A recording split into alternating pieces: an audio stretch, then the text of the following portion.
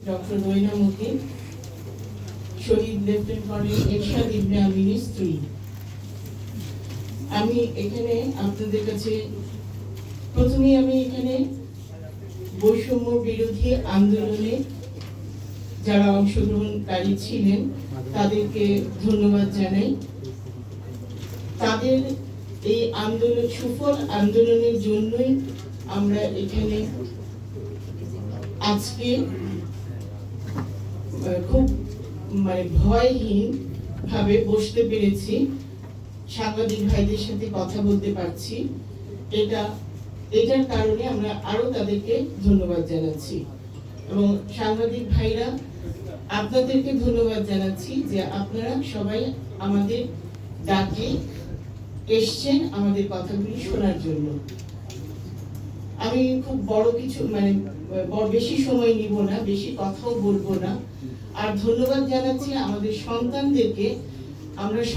আমাদের এই সন্তানদের নিয়ে আমরা কিন্তু খুবই গর্বিত যে এখন সন্তানরা বড় হয়েছে, তারা বুঝতে শিখেছে, সবকিছু জানছে, ওরা স্টাডি করে জানছে এই বিডিআর হত্যাকাণ্ডের কারণ কিংবা পুরো ঘটনাটাই তারা কিন্তু এখন খুব ভালোভাবে তারা অবগত। সেজন্য তারা কিন্তু খুব সুন্দরভাবে আপনাদের কাছে বলতে পারে এবং আমার কাছে মনে হয়েছে যে আমরা মারা যারা আছি তাদের কথা কিন্তু এখন শেষ, আমাদের বক্তব্যগুলি তারা কিন্তু তুলে ধরছে। সেজন্য আমরা খুব গর্বিত। এখন আমাদের কাছে মনে হয় যে আপনারা তাদের কাছে তাদের কথাগুলি শোনা উচিত এবং তাদের কথাগুলি শুনে রিপোর্ট করা উচিত। আমাদের এতদিন পর্যন্ত যে ভুল কিংবা আমাদের সাংবাদিক ভাইদের মন গড়া রিপোর্টগুলি হয়েছিল সেগুলি থেকে দূরে থেকে এখন সত্য ঘটনাগুলিকে সামনে আনা উচিত, এটা আমি বলবো। এবং বাচ্চারা কিন্তু সব এটাই দাবি করেছে যে আপনারা সঠিক তথ্যগুলি দেন এবং আমিও এই কথাই বলবো। আমি শুধু আমাদের দাবির মধ্যে যে দুইটা ইম্পর্টেন্ট দাবি, যেটা নাকি আমরা সবসময় সেই 2009 এর পর থেকে আমরা বলে আসছি, সেটাই আমি বলতে চাই যে সুষ্ঠু তদন্ত, স্বচ্ছ তদন্ত। এবং এই স্বচ্ছ তদন্ত যেটা আগে করা হয়েছিল সেটা আমার মনে হয় যে সেটা প্রকাশ হয়নি, সেটা যেন প্রকাশ পায় এবং সেই তদন্ত অনুসারেই বিচারগুলি যেন হয়। আরেকটা হচ্ছে যে আমাদের শহীদ সেনা দিবস পালন করা 25 ফেব্রুয়ারি, এবং আমি বলতে চাচ্ছি যে সেটা যে শুধু আমাদের বিডিআর হত্যাকাণ্ডে যে বিডিআর অফিসার ছিলেন তাদের জন্য, তার সেটা না। দরকার হলে যদি, কারণ আমি এই জিনিসটা অনেকবার তাদেরকে বলেছি, তখন আমি উত্তর পেয়েছিলাম, আমি নিজেই বলেছিলাম দেশ প্রধানকে, কিন্তু তখন আমি উত্তর পেয়েছিলাম যে আর কত শহীদ দিবস করব, শহীদ দিবস 21শে ফেব্রুয়ারি একটা আছে, কিন্তু এটা কিন্তু সেনা শহীদ দিবস।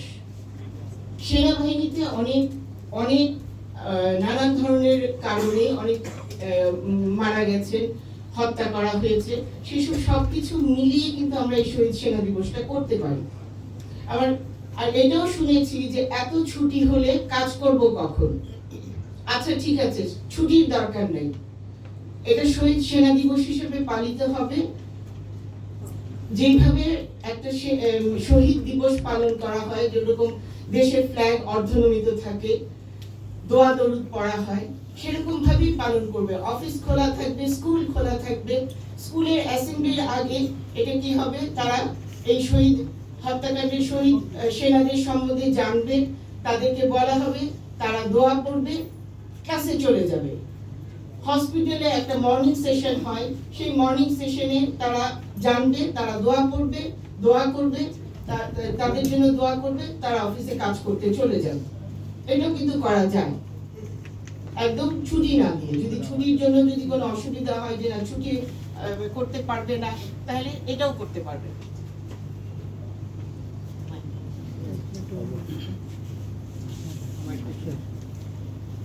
আমি এই দুটো পয়েন্টকেই বেশি ইস্যু রাখতে চাই, গুরুত্ব দিতে চাই।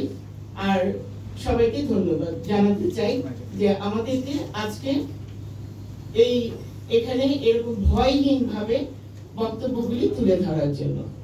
ধন্যবাদ।